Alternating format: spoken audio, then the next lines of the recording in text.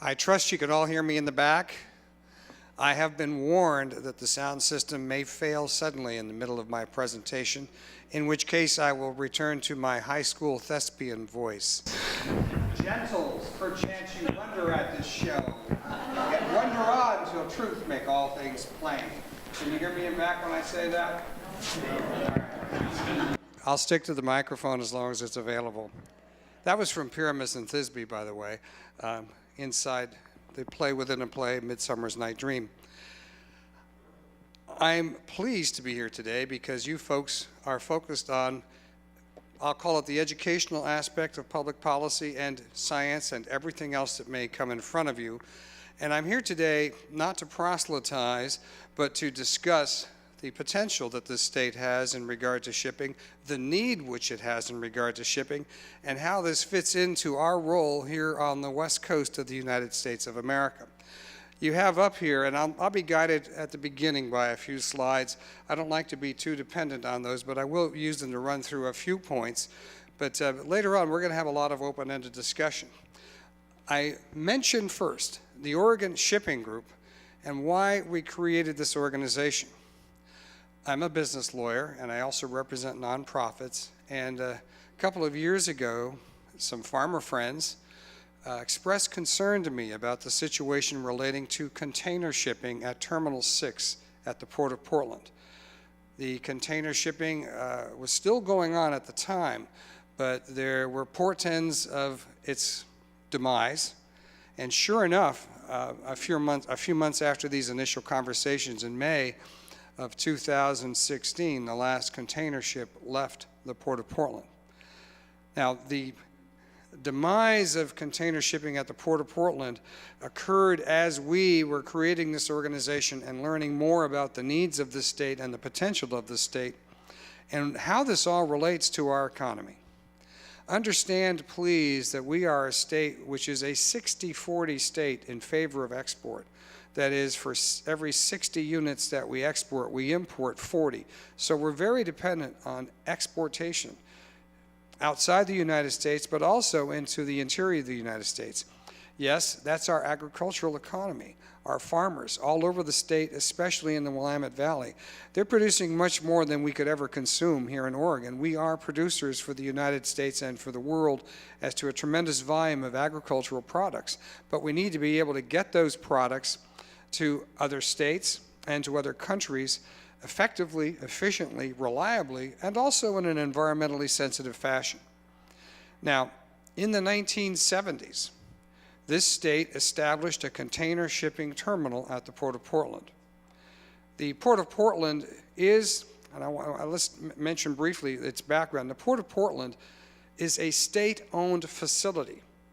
It sounds like a local port, and I will tell you it acts like a local port, but its commissioners are appointed by the governor. It is established by statute. And the problem is that the mission statement in the legislation says that the Port of Portland is to serve the best interests of the Port of Portland. Why do I mention that at the beginning? Because they have done a wonderful job in many areas. They've done a wonderful job with PDX. Hey, award-winning airport, really a pleasure to use PDX compared to so many other airports. A great success story. And they actually make money with that. They do import autos, and they take care of that with their auto terminal. They do a pretty good job with their bulk terminal for bulk shipping. But on container shipping, that was a new wave of shipping in this state and in the nation and around the world in the 1970s. At that time, the Port of Portland took on what I would call a state mission, because there were no container ports in the state, and we established one at Terminal 6 at the Port of Portland. And we spent millions of taxpayer dollars to establish dockside facilities that can take what would be today 3 medium-sized ships. We have the cranes there to load and unload them. We have the rail yard adjacent. We have everything you need to move containers. And back in 2003, 14 years ago, we moved 330,000 containers through the container terminal at the Port of Portland. A tremendous volume. And a volume which should have been cost effective, that is, it should be able to make money off of that. Well, moving up to about 2013-14, the port began to complain that it was losing money on the container terminal. They went through a process in earlier years. In fact, I'm going to take you back to 2010, and I don't want to make this a history lesson, but I'll put it this way. They thought they were losing money. They did bring in an international terminal operator on lease to lease that terminal for 25 years. That company was named ICTSI. They're very successful internationally running terminals for container ships, but they've never run a container ship terminal in the United States. And they very quickly began to run into issues dealing with the Longshoremen's Union, which is an American union. It controls virtually every port on the West Coast because they have a contract through the Pacific Maritime Association. And the longshoremen were not getting along with ICTSI, and issues arose there that were in the news about 2 jobs involving connecting refrigerated units, and they were fighting with the Electrical Workers Union, and there was a slowdown going on at the port. There were things happening. But let me synthesize it by saying that ICTSI did not demonstrate the capability to deal with an American longshore union as to labor relations. And they just apparently were not used to American labor law and how this all works. As a result of this, there was a West Coast strike that affected all the ports, and that was bad enough. But once that strike was over, labor happiness never returned to the container terminal at the Port of Portland. And the Port of Portland ended up in a situation where ICTSI and the longshoremen were still not getting along. There was a slowdown of the loading and unloading of ships. And for the last 2 shipping lines that pulled their ships out in May of 2016, one ship spent 7 days being loaded and unloaded when it should have been 12 hours. Another ship spent several days there and left 50 containers on the dock and finally just left saying, we can't wait any longer, we've got other things to do, we're leaving this port. Those 2 lines have never come back. Now, I'm not here to engage in a polemic about the Port of Portland, but we discerned that the Port of Portland was focused on its own needs, and this year they were happy to be bought out of that lease by ICTSI for $11 million. So they ended up seeing ICTSI leave, which for ICTSI was a smart thing to do because since that last shift left, they've had to pay at least 70 longshoremen through the PMA and maybe 100. This is a private contract, so we don't know all the terms. Full wages and continue to pay them, even though there were no ships coming in, because their contract says you will do that based on several years of levels of work. You have to continue to pay the longshoremen through the Pacific Maritime Association. So the longshoremen got to be paid whether or not they were working. Not a very good deal in my opinion, but that's the way the contract reads. ICTSI decided, we figured they were losing $8.5 to $10 million a year in that deal. They decided to buy out of the rest of their lease, so they left. Since they left, the Port of Portland has not brought in anyone else to operate that terminal. And the port has also said it's tried to reach out to other ocean carriers to come back and all of that. I believe they have tried to reach out, but they have not been willing to address a number of institutional issues that affect that port, how they operate, what they do, and they have not been willing to take on a state vision as to what their role is. On the other hand, I would defend them by saying, their statutory mission is to serve the best interest of the Port of Portland. And let's get real about it. That's what they're doing. So we did push for the creation of an Oregon Shipping Authority, a state entity, which would be responsible for moving container shipping. And we still support that idea. But we don't think it's going to happen because I've gone through a full session where I've seen legislators from Portland. The Port of Portland's a very powerful institution who are very nervous about offending the Port of Portland. And they're also, the funny thing is those are the Democrats from Portland, then the Republicans from rural Oregon don't like government in the first place. So they don't want, I'm overstating things on both sides, but they don't want to see a shipping authority because it's another unit of government, even though it's designed to serve the whole state. So there's a political fight that I think just isn't going to happen. It's not going to be dealt with. The Port of Portland has that terminal. It's not being operated for container shipping, and I don't think container ships are going to come back. The good news is that's not the end of the story, because we created the Oregon Shipping Group, which is designed to develop a vision and to have alternatives for the people of the state of Oregon and Oregon businesses, so we're not stuck with a scenario where local politics or local labor relations tie up the entire state. Let me mention too, though, that because of this whole scenario with the Port of Portland and the container terminal, farmers were having to spend $800 to $1,200 more per container to truck their containers up to Seattle, Tacoma to ship them abroad. And with thin margins, that was a real heavy economic hit for the farmers. And some farmers also lost business because they couldn't be as predictable about their shipping times. The Seattle-Tacoma port is getting slowed down a bit because it's so busy now. And yes, they've absorbed a lot of the container shipping from the Port of Portland. Enough of that. I think the people running the Port of Portland are good people. They've done a wonderful job with PDX. I just wish they would have paid as much attention to moving containers so that we could be moving even 330,000 as we actually did back in 2003, 14 years ago. I'll add one other thing. You'll hear about, the merger of all the shipping lines, the container shipping lines, and the mega ships that can't come up the river. That's true. But there still are a lot of medium and small container ships that could navigate the Columbia River, come up to the Port of Portland, and that terminal was really not designed for mega ships anyway. It was designed for those medium-sized ships. There still is a boutique capability with small ships and medium-sized ships, and that's part of what we're looking at, practically speaking, for other Oregon ports. So let's see if I can get beyond the first slide here.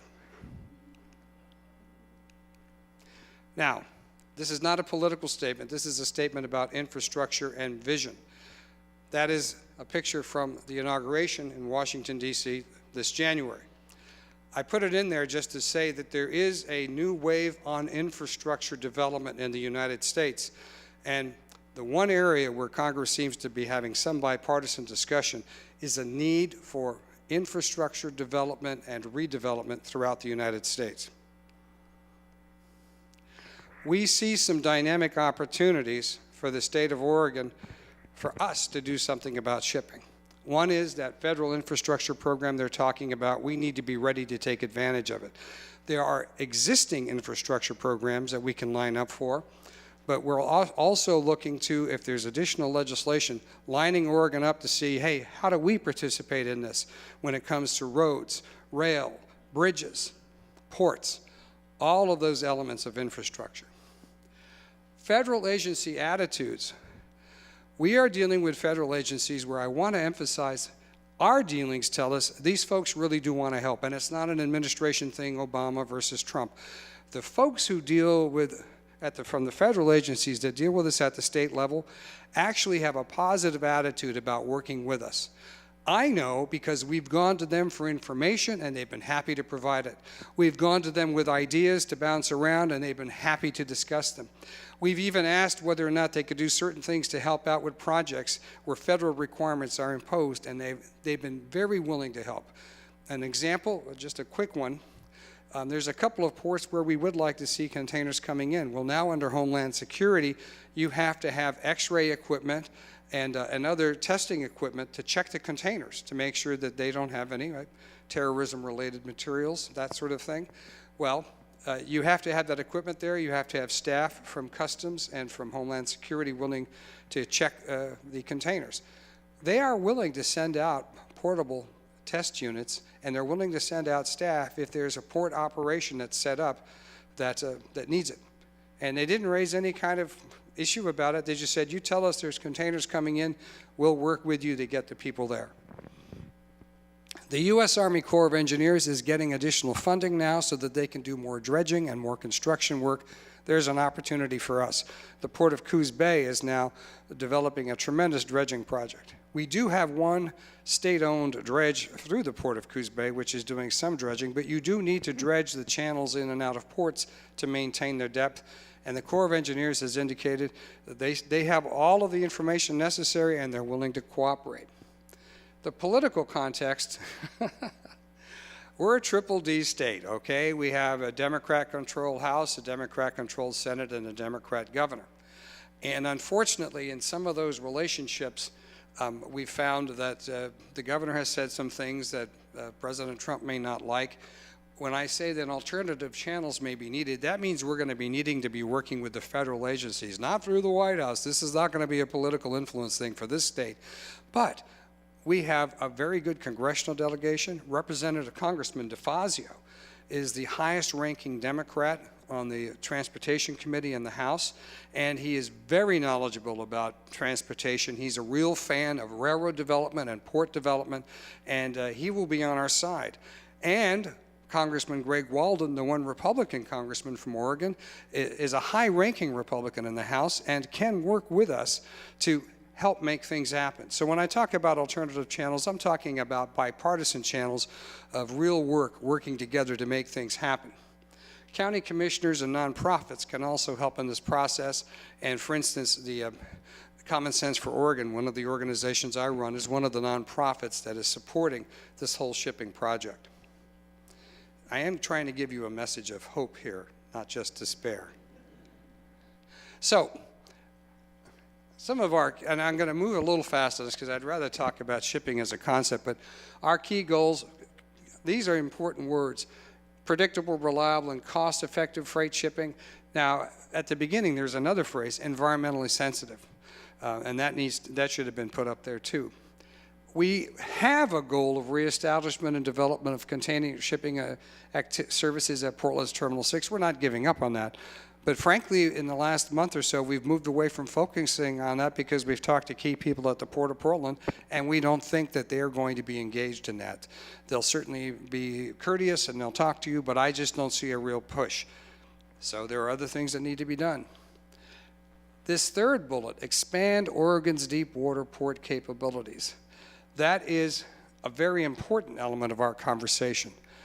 The Port of Coos Bay was once the largest lumber and timber port in the world. It has a tremendous capacity.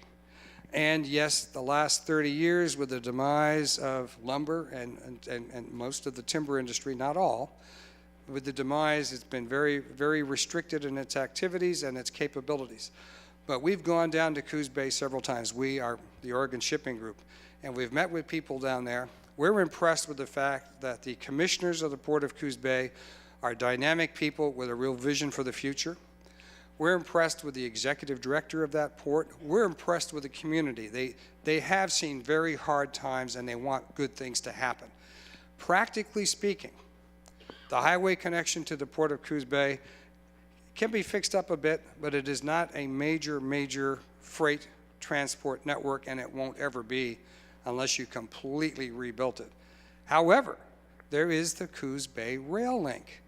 And the Coos Bay Rail Link is a rail line that runs from the Port of Coos Bay up into the Willamette Valley, one of our short line railroads here in Oregon. The owner wasn't doing a lot a few years ago to fix it up and keep it up, so the Port of Coos Bay bought it from him, and they have invested millions of dollars in improving that rail link.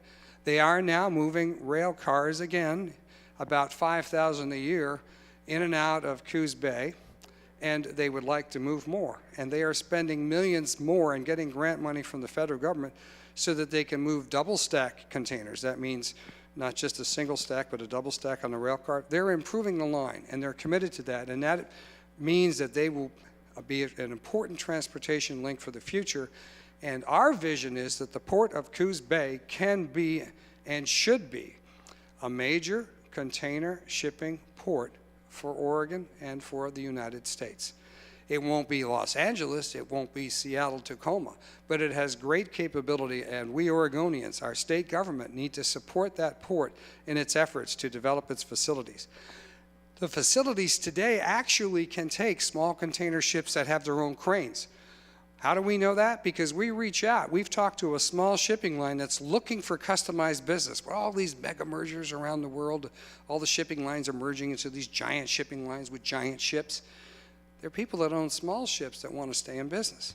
And we're looking at a boutique kind of port operation where smaller ships come in, medium ships come in.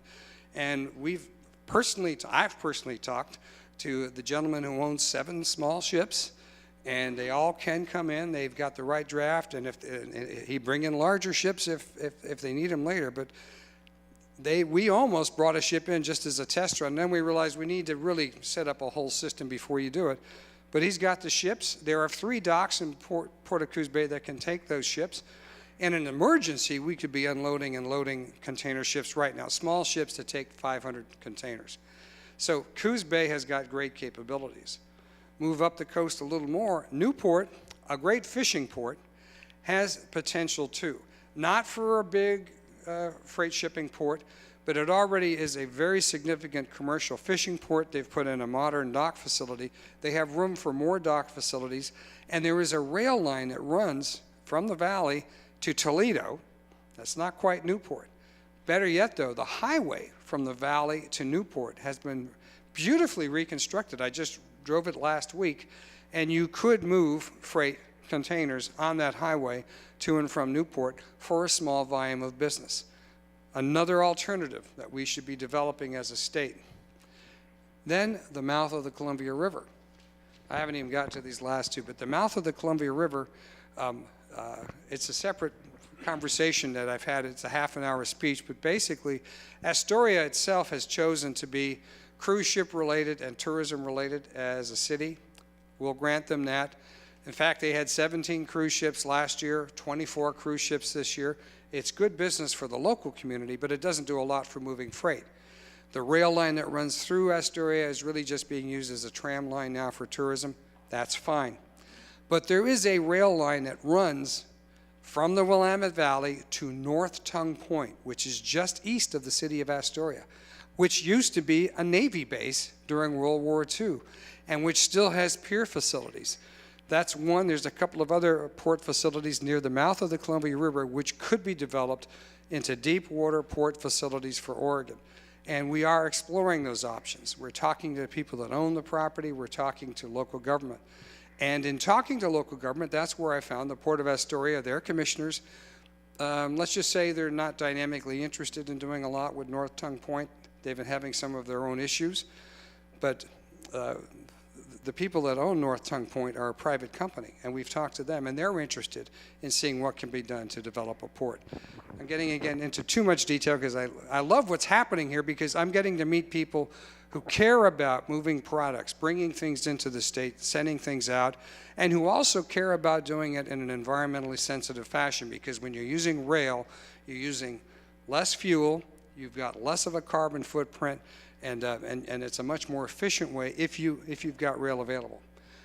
And that brings us to the next one. Establish, it says and, it should say an intermodal facility in the southern Willamette Valley. We've been very successful with this. An economic study done by Business Oregon last year showed that there's enough of a market right now to establish a small intermodal facility and to build it. What is an intermodal facility? That's where you take containers, you put them on, tractor trailers bring containers in, and you put them on rail. Or you bring containers in by rail, you take them off, and you put them on a truck to take to your local destination. It's meant as an interchange facility to allow you to use rail, and then you could be sending your containers by rail to Chicago, New York, wherever, or to a port for shipment abroad. So an intermodal facility in the mid-Willamette Valley would be a tremendous help to transportation. And we did get the legislature to appropriate lottery money, grant money, to develop an intermodal facility, and that process has begun. And our shipping group will help facilitate participation by others who want to develop such a facility. And what that means is that farmers in the Willamette Valley could be able to truck their product to a local, almost local, within a reasonable distance intermodal facility, get that product in those containers on rail to go to Long Beach, Oakland, Seattle, Tacoma, but we hope soon Coos Bay or the mouth of the Columbia for shipment abroad. And when containers come in, there are distribution facilities for a number of companies, Walmart, Lowe's, Target, where those containers could be brought locally by truck from that intermodal facility. Right now, Lowe's trucks their product in from Long Beach to Lebanon, Oregon. Imagine if they were able to rail it into Lebanon. That many less trucks on the highways. And by the way, an intermodal facility under our study shows there'd be 1,700 less trucks a week trucking from the mid-Willamette Valley to Seattle, Tacoma. 1,700 a week. Now, the last point I'll skip over a bit because I talked about it. We sought legislation to create the Oregon Shipping Authority, a public corporation to carry out the above goals and continue fostering Oregon's freight shipping capabilities. Hey, it's a beautiful piece of legislation, but I don't think it's going anywhere. But then we have the Oregon Shipping Group, which I'm running, which is a private group, but we're going to try to carry on a lot of that stuff. And I guess we could also say we're doing it without taxpayer money, so we'll give ourselves credit for that. We don't have as much, the shipping authority would have had significant power to do some things, and that's, again, as I would say, a separate speech. But unless it gets traction, we did have legislation filed. I don't think it's going to happen, not in the short run. On the other hand, the good news is that the Oregon Department of Transportation and the re-strengthened Transportation Commission have shown a real interest in a visionary approach to all elements of transportation, including the movement of freight for our shippers. And so I think we can rely heavily on the Department of Transportation to help us a lot in this process. I'm going to skip over this Oregon Shipping Authority legislation because I don't think it's going to happen. I had put this in earlier versions of the speech, and we'll keep it around. We've got the draft law in case something picks up, but let's just say I'm a practical guy, and if I don't think it's going to happen, let's be quiet about it. Now, we do think that long-term development is an important part of what we need to talk about in Oregon. Instead of having you read that, I'll just say Oregon needs to develop a vision about where we are in the West Coast. We have got, I've already talked about the port facilities. We have got wonderful access to the interior of the United States along the Columbia River. On the north side of the river, we have the Burlington Northern Rail Line. On the south side of the river, we have the Union Pacific Line. Great rail connections. In fact, a great deal of rail that is coming out from Seattle to Tacoma goes down to go, instead of going over the Cascades, they come down and they go along the Columbia River. It's a great connection to the interior. That is something we need to recognize. Inside this state, we have 34, yes, 34 short line railroads. Now, we do have the big ones, two of them, Union Pacific and Burlington Northern. The short line railroads are the feeder railroads, and they're very accessible, but a lot of them have not had enough attention in business. And one of the things we're doing is developing information about the potential to revitalize those railroads so you're not relying as much on the highways to move freight. An example of a successful revitalization is the Albany and Eastern Railroad that runs from Sweet Home, Mill City, by Lebanon over to Albany, and then connects up in Albany with the Union Pacific and the Burlington Northern. That rail line is in first-class condition. It's taking good care of shippers in that area. And by the way, if we had an intermodal facility, they could be taking things to an intermodal facility. Right now, they're simply connecting cars in Albany, railroad cars. We've seen that as an example that if you work with the business community and you work with a short line railroad, we can do a lot to get them back in action. And my favorite local example is the Willamette Valley Railroad. It's privately owned. It connects up in Woodburn with the Union Pacific. It used to run down to Staten. The line is still there, but it's only actively running to Silverton, Mount Angel, that area, and it is serving customers. Some of you may have read that our shipping group, myself and my assistant, my deputy director, Connor Harrington, we've visited with city officials in Mount Angel and Silverton and Staten to discuss the potential. And the Marion County Commissioners have just appropriated some funds to bring in a railroad specialist to study the potential for redevelopment of that rail line. That would be another critical transportation element that's an alternative to highways right here near us. And get this, 75 years ago, that rail line crossed the river and connected up with what is now the Albany and Eastern, and you could be creating another rail loop which connects the valley down to Albany, connects it up to Woodburn.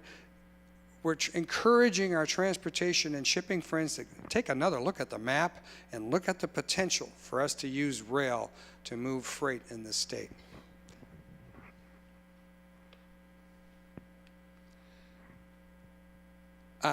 That's from the legislation plan. We were talking about where the board of directors might come from. There's your impact of Terminal 6 loss. 1,000 shippers from 31 out of 36 Oregon counties moved container cargo through Terminal 6 before the shutdown. Most shippers now I've talked about this before, about the cost. The additional cost of trucking to Seattle Tacoma is $15.1 million. 1,700 additional heavy trucks move each week on I-5 and I-205 because Terminal 6 is not available. So there is a real impact there. Now, is this getting too technical for you, talking about the loss of container shipping capacity? We're down to zero now. Remember I mentioned 2003? We're going backwards here. When around the world, by the way, you hear the Port of Portland, all right, I shouldn't quote them on this stuff, but they're saying, well, it's a competitive world out there and it's difficult to get container shipping. Container shipping is growing every year. It's growing 2 to 4% in volume every year. It's not going down. And in fact, one of the problems they're having is the reason they're doing all these mergers is they're competing real hard to get business. And that actually means there are a lot of small and medium-sized ships out there that are being set aside as they build these mega ships. There's an opportunity here, and that chart could be moving in the other direction at the Port of Portland, in my opinion. All right, I kept saying I'm going to get off that topic, but we had a successful proposition and we've lost it. Now, that map I don't know if it's clear enough to folks, but the Coos Bay rail link that I talked about before, we could be connecting up from Eugene all the way down into Coos Bay, passing Reedsport. That's an example of how we look at things and say, why aren't we doing more? Let's do more. Can we do it in a business-like fashion? And I hadn't talked about this too much. I mentioned Tongue Point and Astoria, but there is the Portland and Western Railroad that runs right up at Wana. It's still in active use. This is a rail line. There's a Georgia Pacific plant in Wana, and they're actively shipping containers back and forth. But you see the gray from Wana to Tongue Point and Astoria, that's the unused line. Now, when we had the bicentennial of the Lewis and Clark expedition, there were some tourist trains, passenger trains, run from Portland to Astoria. And they actually stopped just short of Astoria, and that line was being used. It hasn't really been used since, but it's still there. And guess what? The right-of-way for that line is owned by the state of Oregon. So we have something there that's sort of a gift for the future if we want to bring ships into Tongue Point. Now, I'm really map-specific when I look at things. There's some other ports along this river, Rainier is an example, which could do things, and across the river, Longview. But I'm being an Oregonian, I'm trying to focus this side of the river. And I keep talking about Tongue Point because we've been there, we've looked at the studies. We know the Navy mothballed over 150 ships in that port. Some of you may have been around there in the 60s to see all those ships. So there's something that was a port facility that we believe could be used effectively for the future. We also have been looking at you may have read in the news a lot of discussion of Millersburg as a focal point for an intermodal facility, but we've also gone to Lebanon to look at the potential in that community. And since then, by the way, we've looked at a couple of other communities. We're going around and exploring what the options are and what the capabilities are. And Millersburg, there's an old international paper site there. You used to be able to smell it when you drove by Albany. People used to blame Hua Chang for it, but Hua Chang wasn't the cause of it. It was the International Paper Mill, and once that mill was torn down, and it has been, the smell went away. So Hua Chang thanks you for not blaming them anymore. They're still there. Their name is ATI now. They produce tremendous metal products. And they don't produce smells. But the International Paper site is 192 acres. It's in Millersburg. It's right adjacent to the Union Pacific line and the Burlington Northern line. So we're looking at that as a potential. But then we've gone down to Lebanon, where they have the Albany and Eastern Railroad right next to a site that's heavy industrial that could be a supplemental intermodal facility. And I don't want to emphasize that one thing too much, but the point is we need to have folks going around the state exploring what the prospects are. Our friends in Eastern Oregon, Treasure Valley, got the state legislature, after showing that they could do it, to appropriate funds. Again, lottery money. I like to keep saying it because it's not really taxpayer money, it's lottery money for economic development. And they are going to build an intermodal facility in the Ontario area, Treasure Valley, to support the farmers out there who need to get their product onto, from trucks onto rail. So we're seeing a great discussion going on about how we can do good things to help our farmers and agriculture and our other businesses succeed, at the same time avoid overloading our highways. All right, I'm getting too specific here. We actually go in and we look at sites and we talk to the owners, but I'll use Lebanon as a good example of how our shipping group is operating.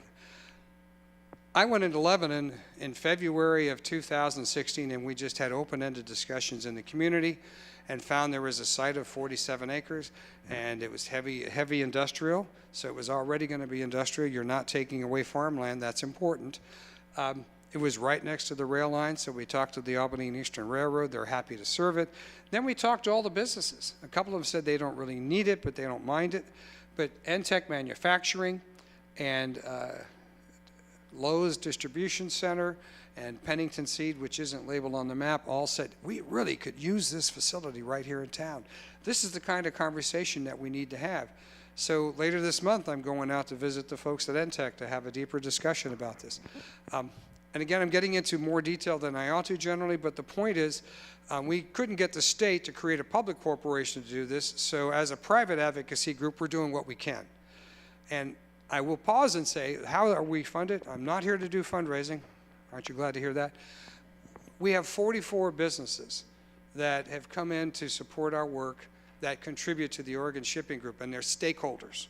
And I keep in touch with them, and we talk about what the needs are, and so they're not clients, but they're participants, and they help fund our work so that we're able to go around the state and do the things that I've been talking about. And yeah, somehow, this is taking up half my time now, this whole shipping thing. I'm a business lawyer, and I've had to bring on more staff to keep doing our regular work because this is so much fun. If I were trying to give you a whole seminar on it, I'd go into detail, but we have got lots of railroad capability in the state, and the shipping group is continuing to explore what we can do with that capability.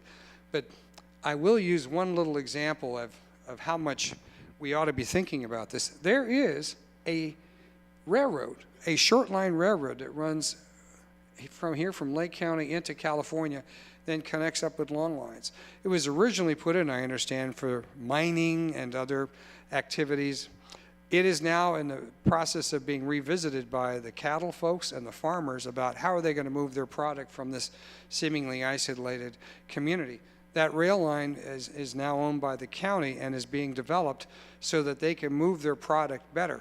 And the question is, has anyone gone out there and said, how can we help? They've come to Salem asking state government for help. We have not, I have to admit, we've not been out there. It's been a couple years since I've been out to Lake County. But over time, we're going to be reaching out and visiting communities like this to say, what more can be done to help you? We're real busy right now, though, in the Willamette Valley component, and so it's going to take a little while. But this is the kind of vision we want the state to have so we can help rural Oregon maintain itself. We talked earlier about it, so I'll just say there's the Port of Portland. It's 110 miles up the river, and it does have its challenges. You have to have a bar pilot to get you over the bar, one of the most dangerous in the world. Then you need a river pilot to get you up the river. It takes you, about 10, 12 hours to get up the river. Then you're at the port, then you have to reverse that, and we have to dredge the channel to accommodate. So then you ask, why did we establish the Port of Portland originally as a main port? Well, the Willamette River runs right into Portland, and the Columbia River runs across. Think of it as a T. In the days when river transportation was so important, Portland became a focal point because the Willamette joined the Columbia, and so many people relied on those river steamboats and other boats on the river. So it became a natural thing to think of, well, that's also our port into the Pacific. But I am advised that if you take a look at that other red spot, which is Tongue Point area, All over the world, if you look at major rivers flowing into oceans, there is virtually always a major port right there at the entry point of the river. We don't have that, and that's where Astoria or Tongue Point could serve that purpose, or another port in the area. Port of Portland, it has other things to do, autos and bulk and PDX, okay. If they're not going to do container shipping, we have options. And I talked about Newport before, and I talked about Coos Bay. Just another matter of taking a step back and saying, what can we do? Politically, by the way, I mean, there aren't that many people that live in Newport or that live in Coos Bay, and so they don't have, they have one representative who covers that area, one senator. Those of us that are in the Willamette Valley, where there's more congestion and more legislators around, take legislative representation almost for granted. But for them, in terms of power of input, it's fairly slim because they don't have that much population. But for the rest of us, what our shipping group is reminding legislators all over the state that we need to be in this together. There is not going to be any Coos Bay, say in Bend. There isn't going to be a Coos Bay, somewhere in the interior. We have port capabilities that need statewide support if we're going to have a good import and export system. Well, this is supposed to be the end of that. I'd like to turn off the slideshow if I could. And get on. In about 5 minutes, I'd like to open up some questions, and then I know we'll have a break at 11:30, and we'll come back for a broader discussion. The opportunities that we see in front of us are very positive, and the challenge is also great. Our farmers are competing in international markets where their margins are very narrow, and with the margin of profit. In fact, sometimes they actually lose money. They are also doing us a favor. Remember field burning. Remember how we wanted to get rid of field burning, and we have almost completely. As part of that discussion, and I was around at the time as a legislator, we said, well, there will be alternatives. Let's figure out ways to make use of this product, this straw, without burning it in order to replenish the fields. And there are. What you do is you actually can cultivate it, and you can compress it and bale it, and it won't be used in the United States. But there are other countries that will use this product for forage. Japan, Taiwan, South Korea. So our farmers, having moved away from burning, are now doing all they can to transport this straw to other countries. And we are the largest straw exporting state. That's a tremendous position to be in, but the margin is very narrow. It's high volume, low price, and shipping cost is a critical element. So what the hay straw farmers tell me is, one is they need to have containers coming in so they can fill them. Two, they need to keep the cost down, and shipping through Seattle, Tacoma really has hurt. That's one element that we need to look at. Then what about our seed industry? It is tremendous. We've got, it's not just grass seed. It's every and I'm still learning this stuff. I'm a true amateur going out there just listening. I went to one seed company that has 600 variety of seeds that are used for everything from bird seed to ryegrass. There's so many things. But when the shipping was shut down on the West Coast, a number of these companies could not meet their timing commitments, and they lost their business out there in the Pacific. Other countries started meeting the needs. Now that the shipping was restarted on the West Coast, except for the Port of Portland, they are trying to redevelop those markets. But one of the ways they can redevelop the market is being cost competitive on their shipping costs. So again, we're back to the cost of shipping being an important element for them. So that's one element that we're continuing to talk about as we talk to our friends in agriculture. But there's also our friends in manufacturing that have to bring in ingredients from abroad that are not available within the United States. One company, which I cannot mention because I don't have their permission, but I've met with them, they bring in a high volume of product, of material from abroad in containers, and they process this material into fine steel and metal production. It's a manufacturing concern. They've been around for 75 years, and then they ship out their product by container.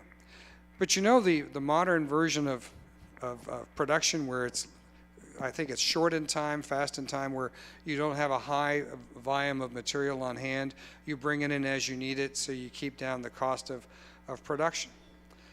Well, they've had to go back to maintaining a 30 to 60 day volume of rough material so that they won't lose their capability to produce, because the container shipping service into Oregon is sometimes, often, I should say, unpredictable. They had one container of this product that went from Australia to Singapore to South Africa to the east coast of the United States, through the canal, then to Long Beach. With that kind of, and this is they showed me the literal scenario. They said, we would love to have a custom shipping line that's going to come from Australia to Coos Bay, or from Australia to Newport or North Tongue Point. And so there are folks out there who, from a business perspective, could certainly use predictable, quicker shipping. But then there's also the issue of emphasizing rail, which I keep bringing up. We don't have to talk about building new rail lines. We need to talk about rebuilding the existing rail lines, that is, rehabilitating them and using them. That Willamette Valley Railroad that I talked about, the owner, David Root's a very good man. He loves railroads. But I think that, you know, we're still talking to him about what can we do to help redevelop this railroad. Well, they need resources, because the rail lines need to be rehabilitated after storms. They also need to be just maintained and sometimes improved. Well, our rail lines throughout the United States traditionally have been improved, or even, I'll say, restored with government help. And that's one area that, just as our highways are based on, we use taxes for the highways, we can be using economic development money, lottery money, to help the rail lines so we have that transportation network. Now it's 11:18, so I'm going to pause to answer questions rather than continue on and see. Yes, ma'am, in the back.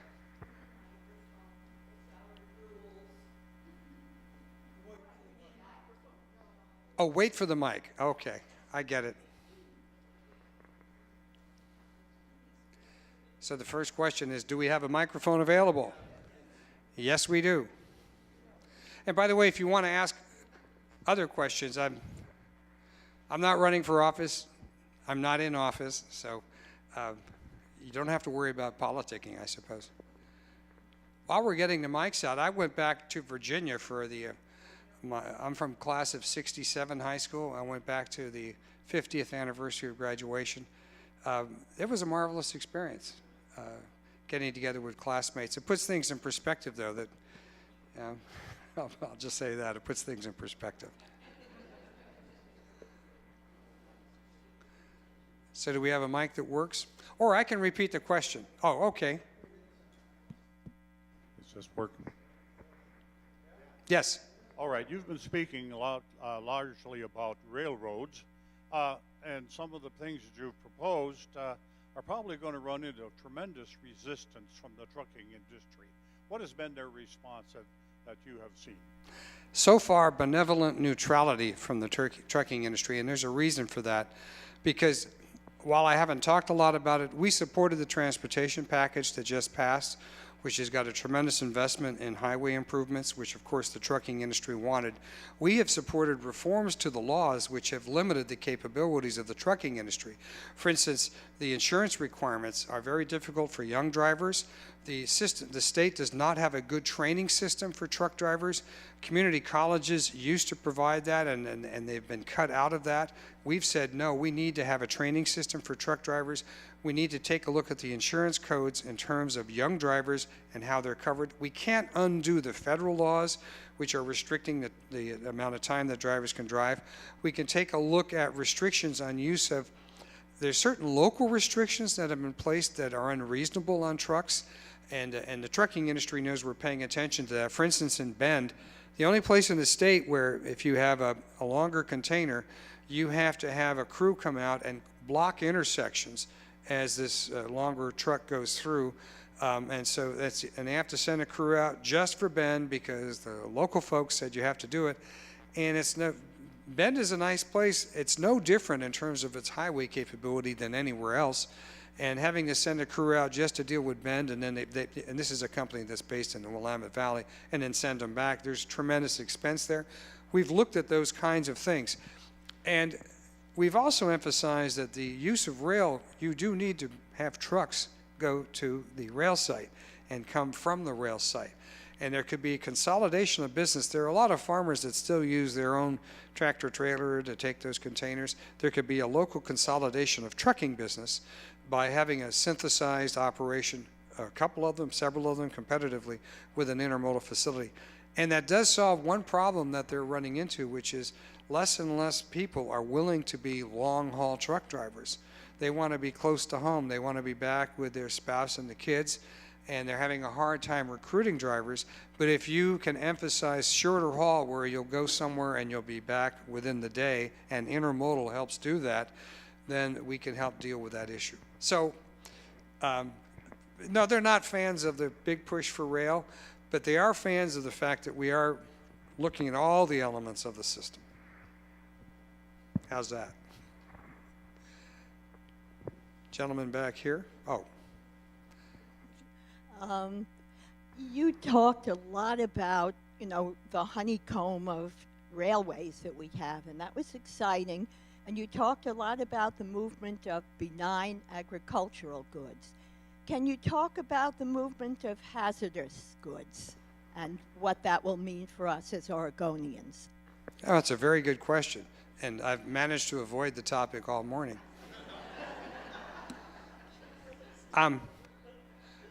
We have tried to emphasize the exportation of Oregon goods, which does not include coal or oil. I haven't talked against it, but my focus is how do I move agricultural product or bring in some materials and create manufactured goods and send out manufactured products, because that truly has been our focus. Now, safety will always be an issue in dealing with rail, and I have not gotten into any of the coal or oil transportation issues simply because it has not come up for us, because we have not been advocating for it. We have not been advocating against it either. We've been, I'll say, sort of neutral about it and leaving up to the communities to have that discussion. If you want to move a product, then the way to move the product is in long term is preferably by rail. But if you don't want to move the product, you don't want to have it in your community, that's a decision for the community to make. Now, I need to quickly say federal law has a real bias in favor of those rail lines moving coal and oil. Federal law says that their right of transport as common carriers overcomes any local regulations or restrictions. Now, that's what federal law says. Now, common sense shouldn't say that. There should be a discussion with each community about what they want to do. But we've stayed away from it just because, to us, it's an argument that doesn't help our case, and we're not trying to be advocates for that. I want a Portland and Western line that's running up so that our farmer friends can move their product. There's no coal, again, being generated in this state. Now, I have to say, the folks from the Midwest certainly want to be able to move their coal or oil through Oregon. And I'll have to figure out how we're going to address that issue. But if it's safety, we will address that issue. If it's environmental protection, we will address that issue, because we think those are legitimate issues to be addressed in our communities. Yes, ma'am. Thank you. As your Oregon Shipping Group is mostly interested right now in helping the farmers export their products, and with the demise of Terminal 6 in Portland, it does seem like Coos Bay is a natural development now. I know I heard you say that it's already being dredged and that there are ships waiting with one hang-up, the cranes. So I'm wondering why we can't get Morrow Crane or some crane operator to help there, or use your federal help, which you mentioned in the term of X-ray. Can't you ask them, or the Corps of Engineers to bring in cranes and get Coos Bay operable. What we can do is seek federal grant money for transportation infrastructure. And if it's a public facility such as the Port of Coos Bay, that could be grant money to bring in and establish cranes. Sometimes the best way to make the case for those cranes, though, is to have some smaller ships coming in that have limited capacity and their own cranes. And you say, hey, we've got ships coming and going. We've got containers moving on rail. There's a business going on here. But in order to bring in larger ships, you're going to have those dockside cranes that can really load and unload. I'm not talking the mega ships. You'll never see those in Coos Bay, which is, as far as I'm concerned, is a good thing. But the medium-sized ships that have 3,000 containers, we're going to need cranes to load and unload those. And so we're developing the case as we go along. Some things happen fast, though. This intermodal facility, I was real pleased that we got it into the transportation package, and then our friends in Eastern Oregon, they really did all the job on Treasure Valley. We were just cheerleaders. They got that in there. And so Coos Bay, I think, I'm looking 3 to 5 years from now, we all ought to be saying, wow, we've had a great development project at Coos Bay. It was already there as a port, and some of it was rotting away in disuse, which is not a good thing environmentally either. And we've cleaned it up, and I'm not saying they're bad environmentally in Coos Bay, but rotting pilings are not good for your water. They've cleaned it up. They've developed a modern facility, and and they have the rail line, and they're not relying on the highway just because the highway, that designed highway, just won't work too well. Wouldn't that be a great thing to see and say, we've got a connection to the Pacific, and the Pacific has a connection to us. So we think that's a great opportunity.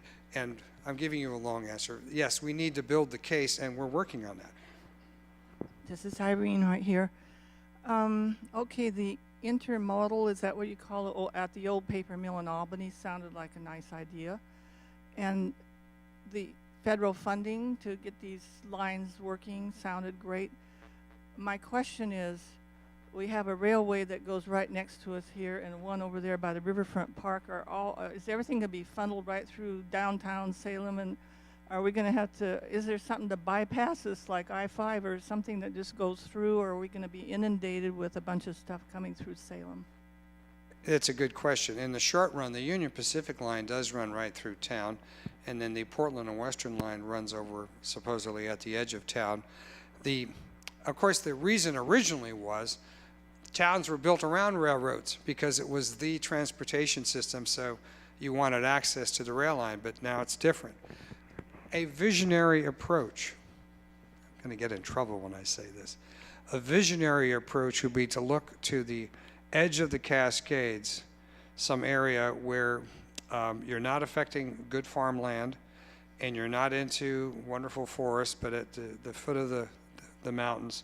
If you could devise a line that would run as a major north-south line for the future, a rail line, in virgin territory. Now, I'm talking 10, 15, 20 years from now, but when you see the volume building up in the valley, there's going to be a good case that can be made for saying, is this the time to build a line that doesn't run through all these towns? The Willamette Valley Railroad, I mean, it runs right through, it's from Woodburn, it runs through Silverton, Mount Angel, and Staten. A lot of those rail lines can also be modified to accommodate the communities. Salem's a good example. We do have an underpass up at Portland Road. We have an underpass here that we've built at Highway 20. But we still have a lot of crossings here in town where the arms come down and you got to wait when the train goes through. Someday, I think there'll be justification for some additional changes to accommodate that. I do think we need to be thinking about that. Okay, here. I'm going to save my question for the second half. Let's take a 10-minute break. Thank you. Thank you. You heard the line before. This time I'll use the mic. Gentles, perchance you wonder at this show, yet wonder on till truth make all things plain.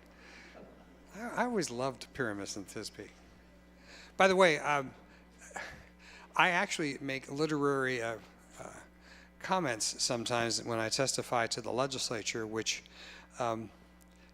some old-timers appreciate. Some of the young folks kind of look at you like they don't understand. I actually was talking about the whole issue of of the Port of Portland and the Terminal 6, and I talked about waiting for Godot. And I said, yeah, we're still out there on stage waiting for Godot. We're waiting for those ships to reappear.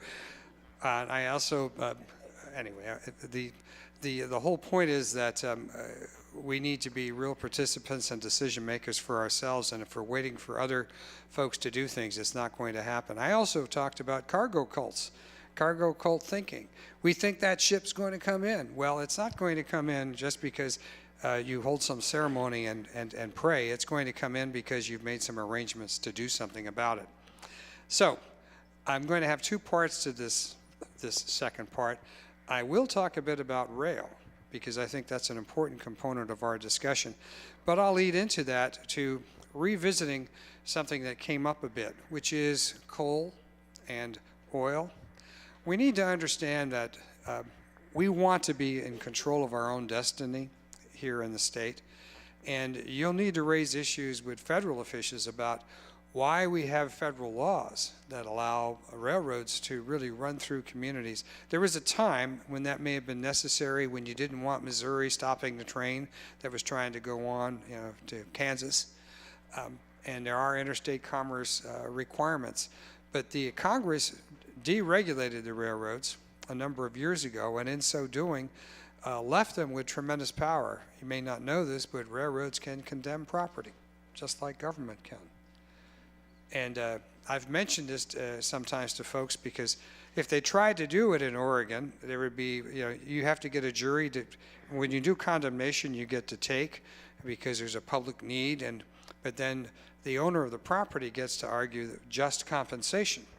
And I still think if there was ever a condemnation project in Oregon where some railroad was coming in to take over someone's private property, you get to have a jury trial about fair market value. I have a feeling the jury would be very generous in its interpretation of fair market value, because there's a resistance against big corporations pushing us around. I think that when we talk about the short line railroads, they may be owned by some other large entity, but they're being operated by folks who are looking at the community and the needs of the community, and that's a strength that we need to build on. So, touching on that sensitive topic, there is something about infrastructure that leads to dealing with passenger, taking care of rail passenger traffic. And the thing to remember is this: if we want to keep passenger transportation inexpensive, or at least affordable, we need to have effective freight lines. What happens usually is you've got a good freight line running. This is the conceptual model that is efficient and is taking care of the needs to move freight. And then you're able to have the passenger traffic run on passenger trains on the same line, but those trains usually are not going to be paying the real cost of maintaining the line. It's the freight lines, the freight shippers, that will pay the big cost, and the passenger lines are sort of the icing on the cake. You also will build sidings so that the slower freight trains can pull off to the side and let faster passenger trains go through. That's one of the ideal models. We are getting Oregon to start thinking about this again.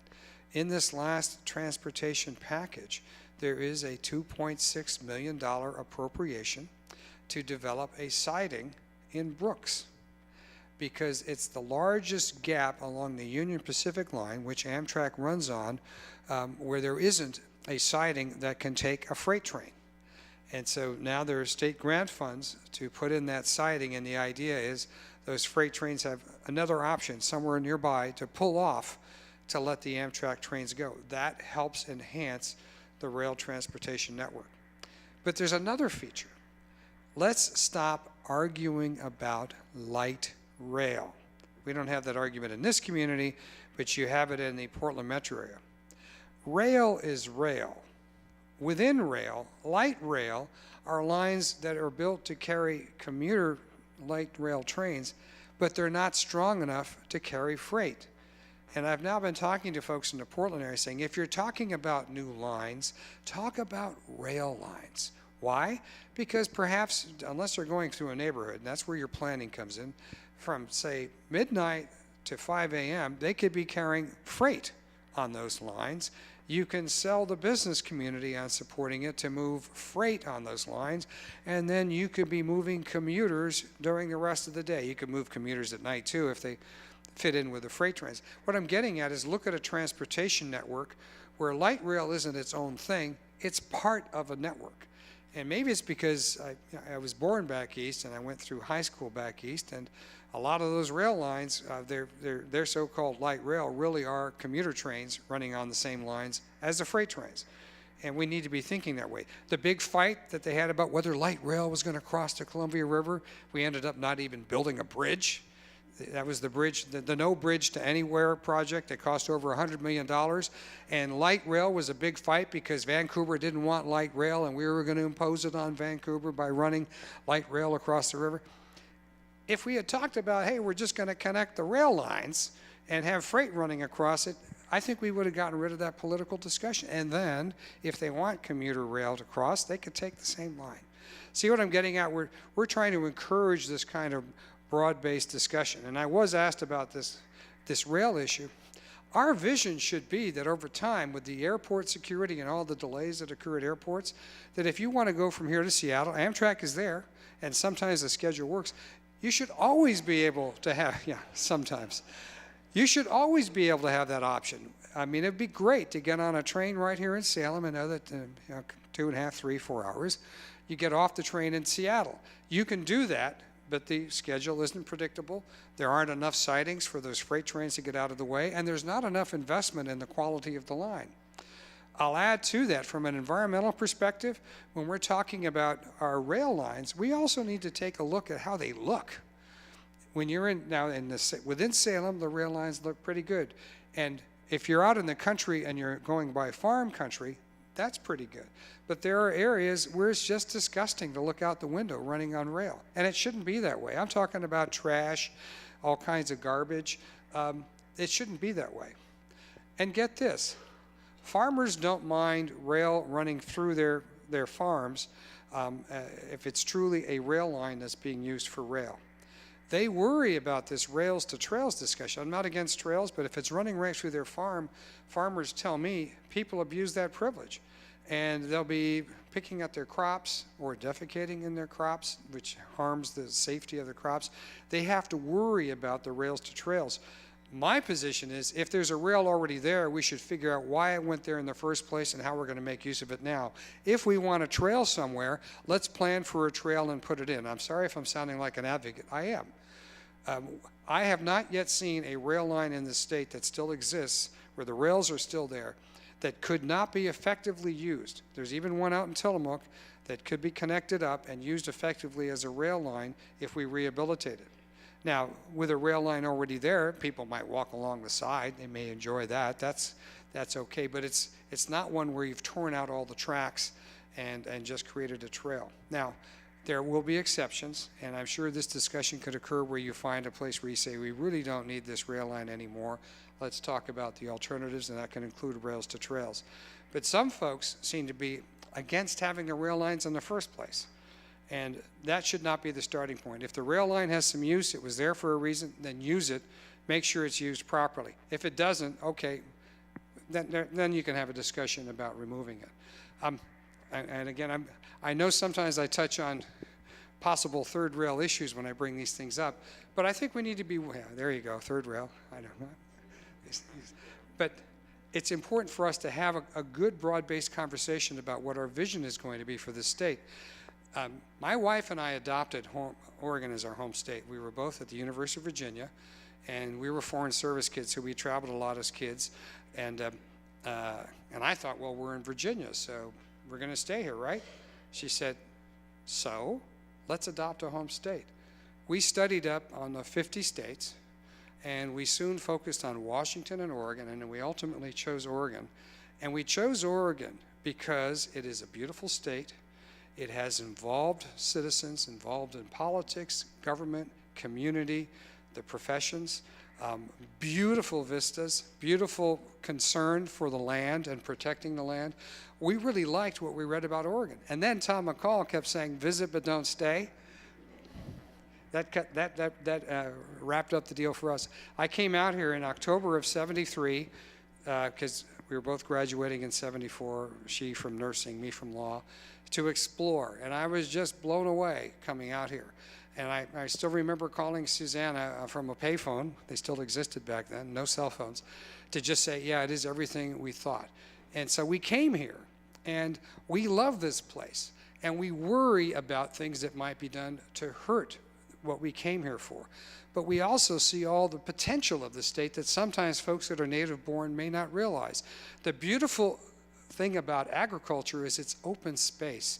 It's creative. It's helping feed people, but it's also making use of the soil, and if it's done properly, it's self-sustaining. How do we help our farmers keep farming? And there's a lot of structural things that get done, but one of the most essential things is let's help them sell their product. Help them get their product to market. And this whole transportation discussion, I mentioned at the beginning, it was because some farmers talked to me about their concerns. What are we doing to help them continue that farm and keep it in the family, because most of our farms are still family owned. So as we talk about transportation, we think about that. And when I talked about some rail lines, you need to worry about beautification. We should look at every rail line as having the potential to be a passenger rail service again.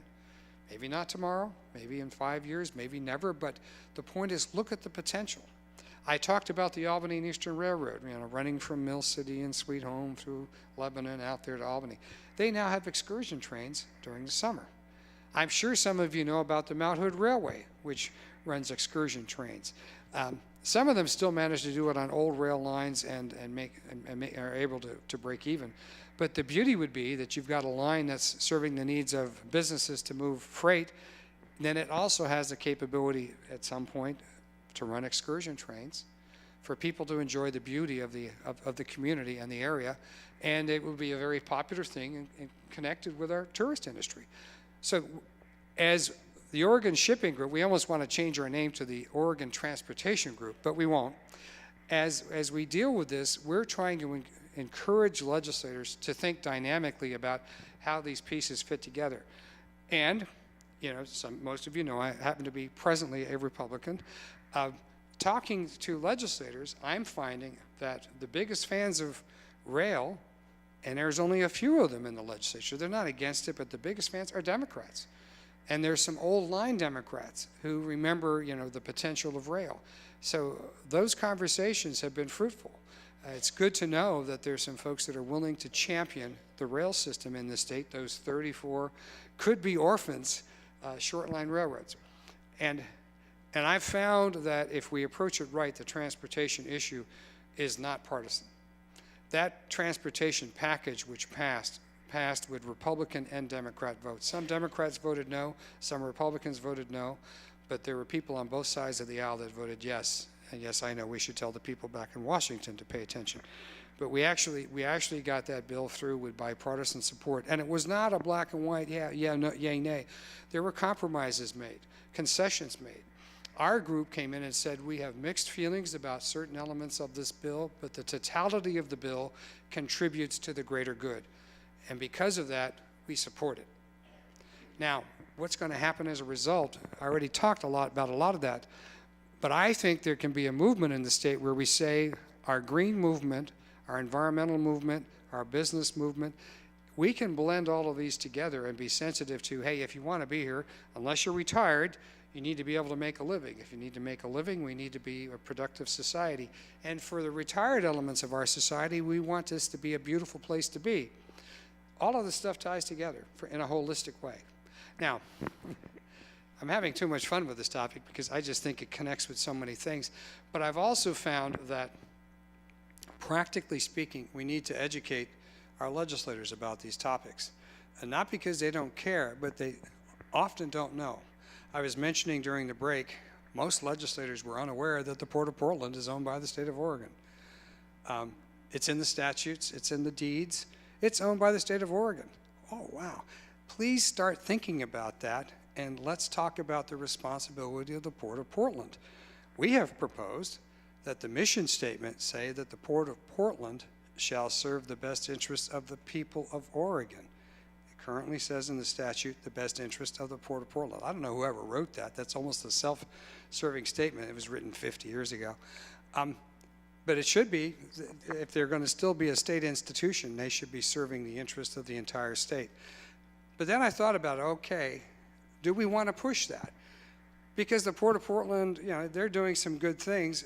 Maybe we should recognize that the rest of us will just deal with the rest of the state and let them deal with that physical Port of Portland. And we can talk about Bend, and we can talk about Ontario and Klamath Falls and Medford, and talk about, again, either the Department of Transportation or the Transportation Commission being the real power players about where we're going to go as a state. Okay, let me open it up to some more questions, because I think that's the most fun part of this process.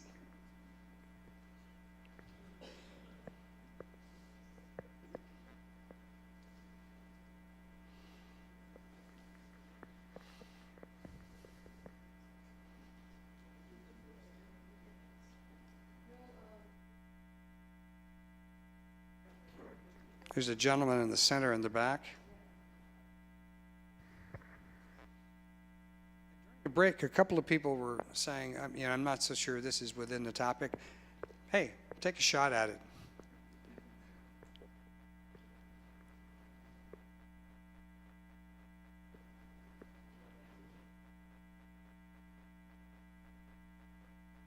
I'll repeat the question, since apparently it's not working.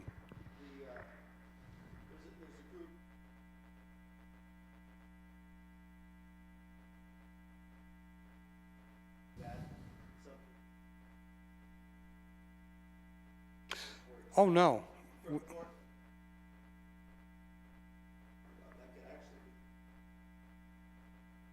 Yes, the question is to enhance passenger traffic in the valley, do we need new lines? And the answer is no, although there's two parts to it. If we have the means, we ought to look at parallel tracks, and instead of having to use sidings to have freight trains pull over, parallel tracks over time would be more efficient. They're expensive, but you've already got the right-of-way. You know, you've already cut your swath through farmland or whatever. As long as you're not expanding in order to have the parallel tracks, that is one option that we ought to be looking at. Also, enhanced development of sidings. I mentioned the Brook siding. I expect that will happen. That will help rail traffic, because it's one less time when a freight train is slowing down Amtrak. Now, by the way, we ought to encourage Amtrak to address other issues they have with their rail service, which makes things late. But we can do some things within the state of Oregon and cooperate with the state of Washington. You know, Oregon and Washington already work together to have these trains running, and I think we can enhance that capability. But the bottom line answer is no, we don't need to build new lines, although we may want to build them in certain areas, maybe long, there won't be sidings, but long patches where there are parallel lines. All right, I'll be repeating questions.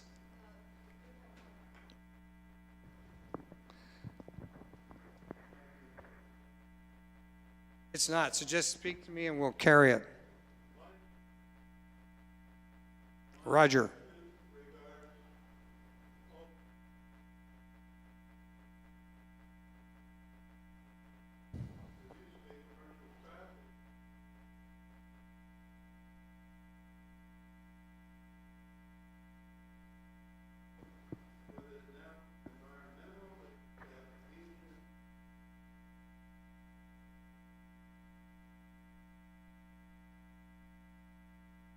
The question Roger is asking is, what are the alternatives in regard to the use of, say, the Willamette River, river navigation, and, for instance, the non-functioning locks at Willamette Falls, the whole question of using our river system for navigation. Two parts to this. The Columbia River will naturally continue to be used as a major navigation river, especially since it does run out to the Pacific directly. The issue with the Willamette River is that we've been so successful with highway and rail that they became so much more efficient that any kind of use of the river for business navigation purposes atrophied. And as the business went down, the network atrophied. Those falls, were the locks at Willamette Falls, were no longer maintained because there wasn't enough commercial shipping using them to justify them. Now, but you have raised a question that I think needs to be readdressed in terms of a vision. There are a lot of parts of this country that have internal rivers that are used for navigation and are dredged properly, and that's a question we're going to have to answer first. Do we want to see dredging on the Willamette River? Because we would have to do that, but it used to be a major commercial connection.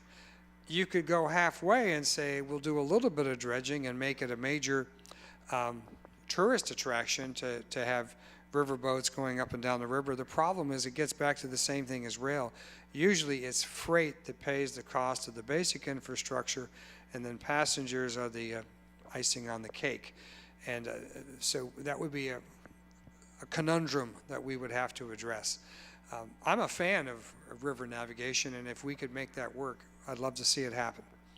The one thing we could do right now is at least preserve what's left of the locks infrastructure at Willamette Falls so we don't lose that option, because that could happen sometime soon.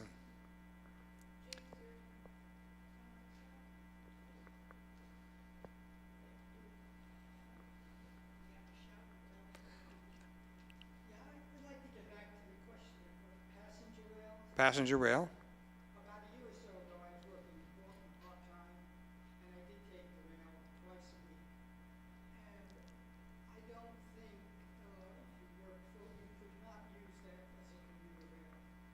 Right. Point is, we couldn't use the line to Portland and back as a commuter rail. Go ahead. Because it was unreliable, Unreliable. came in late. The commercial rails had priority over passenger rails. It wasn't the passenger rail it wasn't the commercial rail that went to the side rail. It was the passenger. Oh, so the passenger trains were going on the sidings to accommodate the commercial. It was the profit-making source of the rail. It is not inconceivable to envision a passenger rail service in Florida of fast rails that rides from Eugene to Portland and beyond. I'm also mentioning it's not inconceivable to imagine a fast rail transportation system from Portland to Eugene and beyond. Go ahead.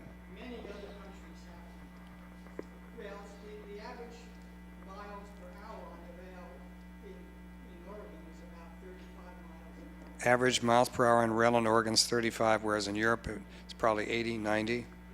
Passenger rail beyond is probably 150. Why do you think, I know what you're at, why do you think that's not possible? It's not even a part of the discussion. Why do I think it's not possible, or it's not a part of the discussion? Well, first, I didn't say it's not possible. In the very short run, it may not be something we can achieve, but we ought to be talking about a vision for the future. And as long as I'm going to have to spend, it used to be an hour and a half getting to PDX, and go through security and all the other stuff in order to get on a flight, that's fine if I'm going to New York. It's not fine if I'm going to Seattle, and or even Vancouver, BC. So the dynamics are that if we would be looking to the future and recognizing that infrastructure that you want for the future needs to be planned now, because once you get busy in some area, it's very hard to put in transportation infrastructure. It's costly, and people get ticked off if they've built homes in the area, whatever. There ought to be some planning for that. Now, my preference would be that you do have an efficient freight line where the trains that are freight trains are moving the same speed as the passenger trains. That's not going to happen. Realistically, they are going to be heavier and clumsier, but they don't have to be that much slower. But if you had the state investing in the system saying, no, those freight trains are going to pull over, because Auntie Mame is not waiting at the station looking at her watch, waiting for a freight car to come in, but she may be waiting for you to come in. Or your brother Joe may be waiting for you to come into Seattle so you can go to the Mariners game together. And if you're an hour late, you just blew it. So the timing for passenger traffic is important. The timing for freight traffic is less important. If it's, and when I say less important, I'm talking hours, not days.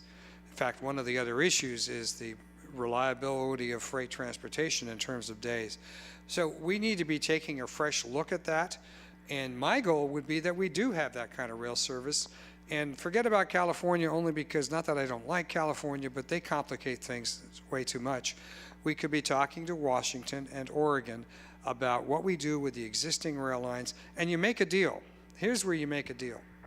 There was an appropriation, an allocation of $8.8 million to Union Pacific last year for a good project that they wanted to do on their line. $8.8 million. We didn't put any conditions on that. We didn't say, hey, we want to talk about what's going on with your line between Salem and Portland or Eugene and Portland in terms of the impact on rail, passenger rail. The state ought to be saying when we use our resources to support something, there ought to be some advantages that can be gained for both sides. And yeah, the advantage there was, well, we're going to help move freight. Okay. What are you going to do to help us with rail? And I know I'm going on long about this, but there's what they call paper barriers. A lot of these short line railroads are limited by what they can do in terms of access to the long line railroads. The Coos Bay Rail Link comes up to Eugene. It connects with the Union Pacific, which is fine when you want to go south, because the Union Pacific line runs south.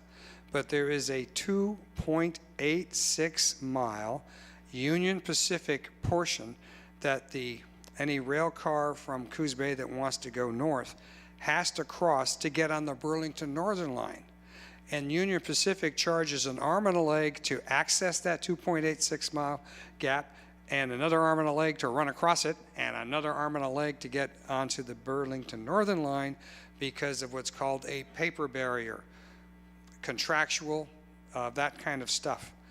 And my view is the state ought to be aggressively looking at those paper barriers, and every time Union Pacific or Burlington Northern comes in and says, we would like you to help us, we say, that's great. Now let's talk about coordination and cooperation with our short line railroads. Make a deal. Use your resources. And since I'm being recorded, I want to emphasize, I have nothing against Union Pacific. I have nothing against Burlington Northern. We need them. But it's like any relationship.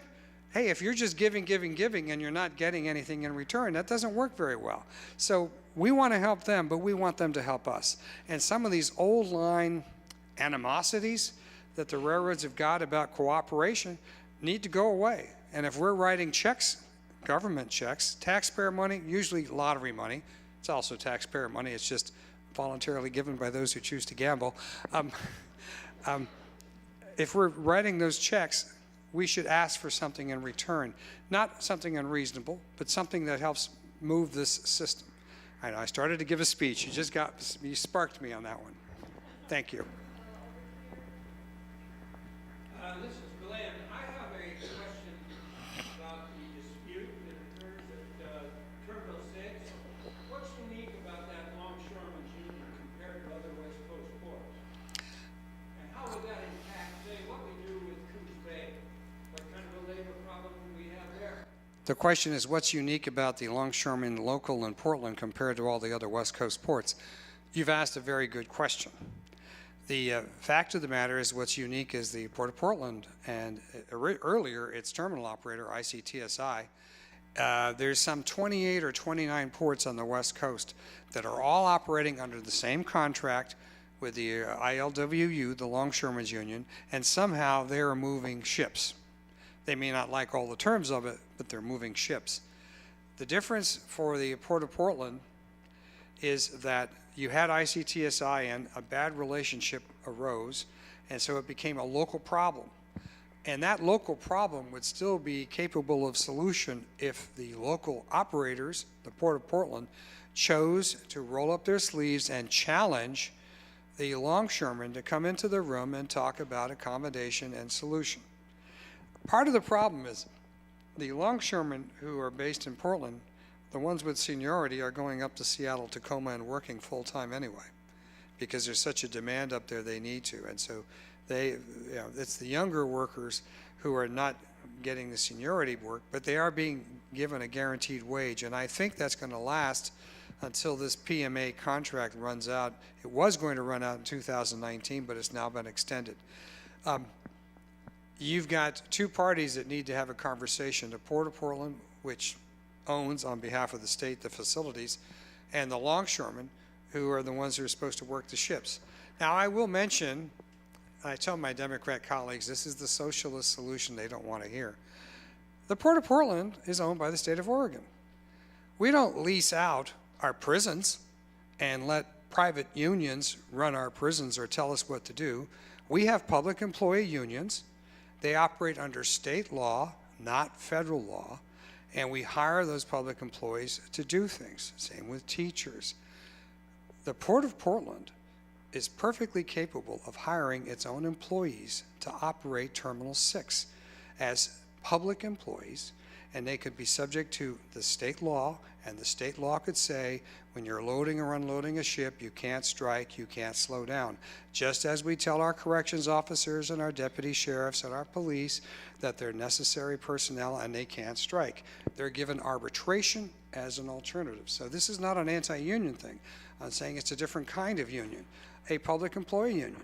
You could have the Port of Portland Longshore Operations, or it'd be ship operations union, or it could be AFSCME or any other public employee union.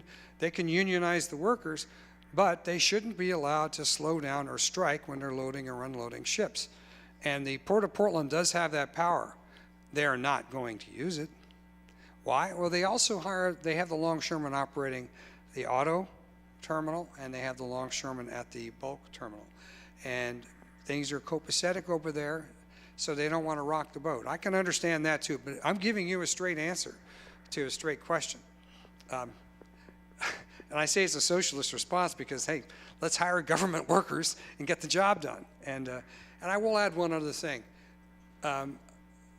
Government workers in Oregon do get the job done. There may be the occasional miscreant, but we have good public employees who work hard, and we need to respect that. And when I bring up the solution, it is not an off-the-wall solution. I better stop there. Who's next? All right,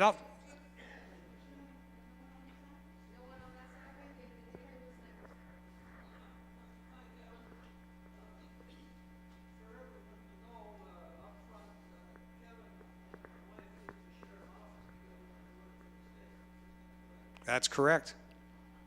Cassia Quillinan was an administrative law judge the same time I was.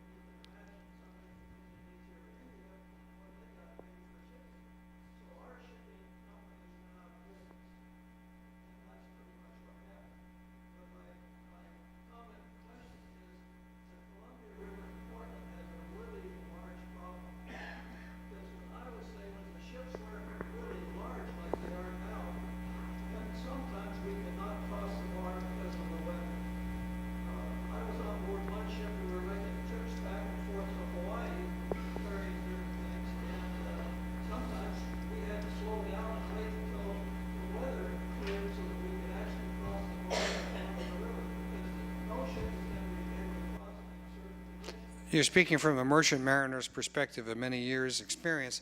Crossing the bar at the Columbia River in some occasions requires that you wait for the weather. It's just that dangerous.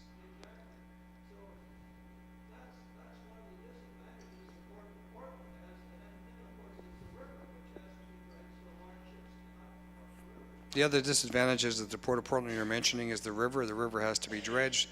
It's 110 miles in. I'm still tracking here. Are we?